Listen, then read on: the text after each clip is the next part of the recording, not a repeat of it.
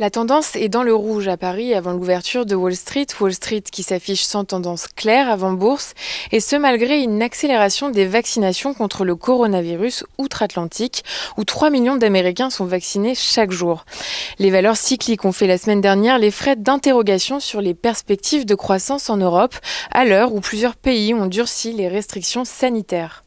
Et puis un événement perturbateur pour le marché des changes aujourd'hui, celui en Turquie de Recep Tayyip Erdogan qui a pour la troisième fois depuis mi-2019 limogé le gouverneur de la Banque centrale du pays. Cette semaine, Jérôme Powell s'exprimera à 3 reprises, à commencer par une première allocution en ce moment même.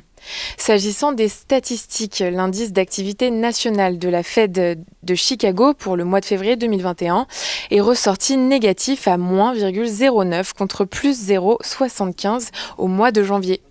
Du côté des valeurs, une attention particulière sera donnée à GameStop. La société doit publier son bénéfice pour les 3 mois écoulés jusqu'en janvier, soit la première mise à jour depuis la crise des ventes à découvert du début de l'année.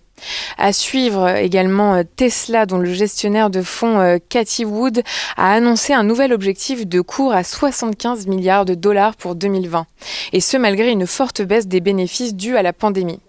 Canadian Pacific a su persuader l'opérateur ferroviaire américain Kansas City Southern de fusionner avec lui et de créer le premier opérateur ferroviaire à relier les 3 principaux marchés d'Amérique du Nord. Les 2 entités sembleraient avoir conclu un accord évaluant la dette et les capitaux propres de KCS à environ 25 milliards de dollars. Une fusion qui doit néanmoins être approuvée par les autorités antitrust.